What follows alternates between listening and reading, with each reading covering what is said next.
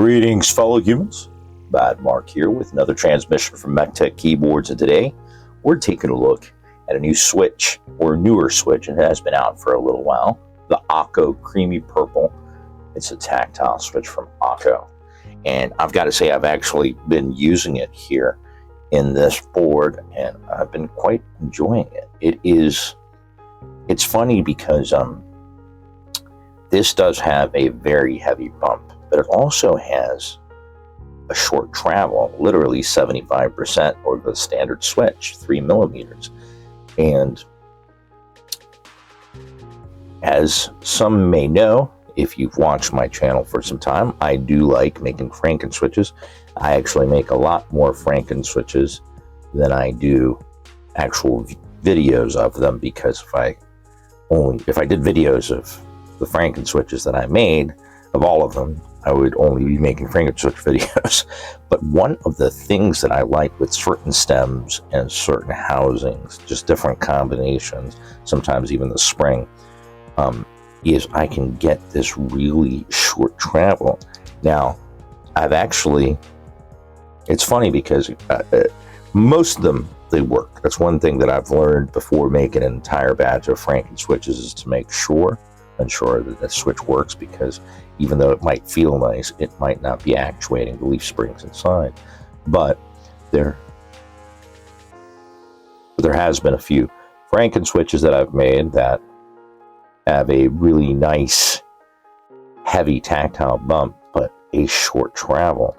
I haven't measured, but I'd guess very similar to this as 3 millimeters. As most will know, 4 millimeters is the standard travel for most MX switches, at least the non-long pole standard, Gatorons and reds, the browns, your standard switch.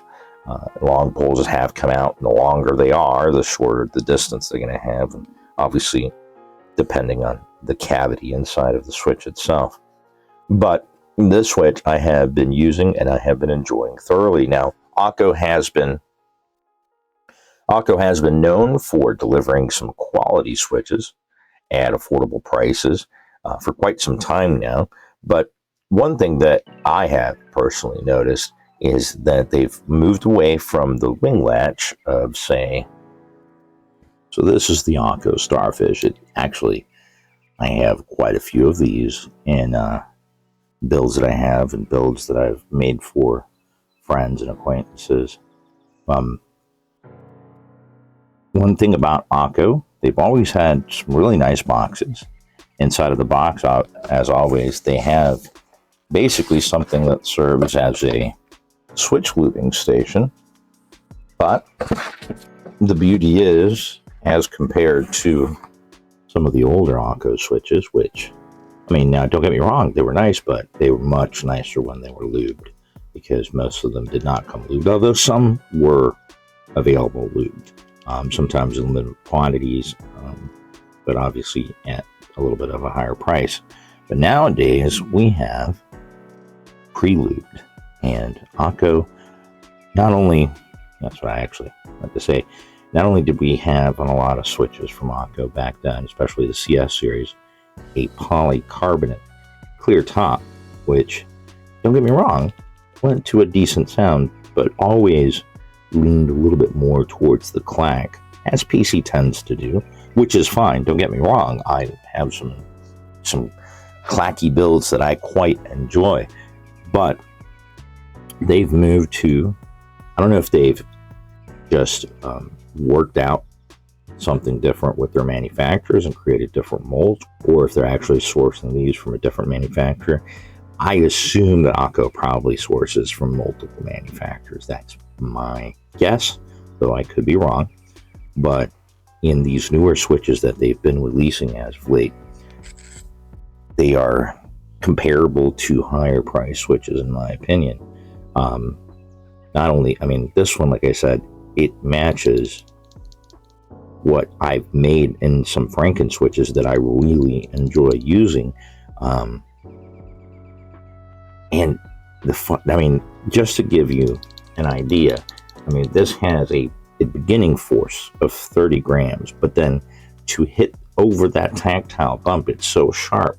You literally drop to 50 grams at the bottom out. So it has not only a very tactile bump, but very sharp bump, but you have to actually increase pressure as you go down, and you can feel that. And I don't know about other folks, I myself enjoy that, and because of that force, it has a snappy comeback, and it just feels good. And this isn't a really good example of why I prefer tactile over linear. Don't get me wrong, I can use a linear all day long without issue, and there's some linear switches that I actually really like. But choice given, I'll go with the tactile. That would be my choice over linear if I have to choose one over the other. So the Creamy Purple Pro is constructed of a nylon bottom housing, an opaque polycarbonate top housing, a long pole nylon stem, and a 21.5 millimeter single stage spring. And the switch does come factory pre-lubricated, which is also extremely nice. I have rarely, as of late, encountered switches that need lubing. I haven't really truly lubed any newer switches in quite some time. Older switches, yeah, but not even newer switches. But as I said earlier, I have been using this switch for some time, not only on this board, but on one of my TKLs as well, and have quite enjoyed how they feel, how they sound, and the fact that we actually have, this is, I don't know, I wouldn't say the exact replica, because obviously it has a different travel, and it is a tactile, but it's, in my opinion, very comparable to the Rosewood. Not exactly the same sound signature, but it's a deeper tactile from Akko. And it's nice to see these, even though it has polycarbonate top, having that opaqueness, I think makes it less clacky, if that makes any sense. I mean, it could be just my imagination, but to me, they sound pretty good.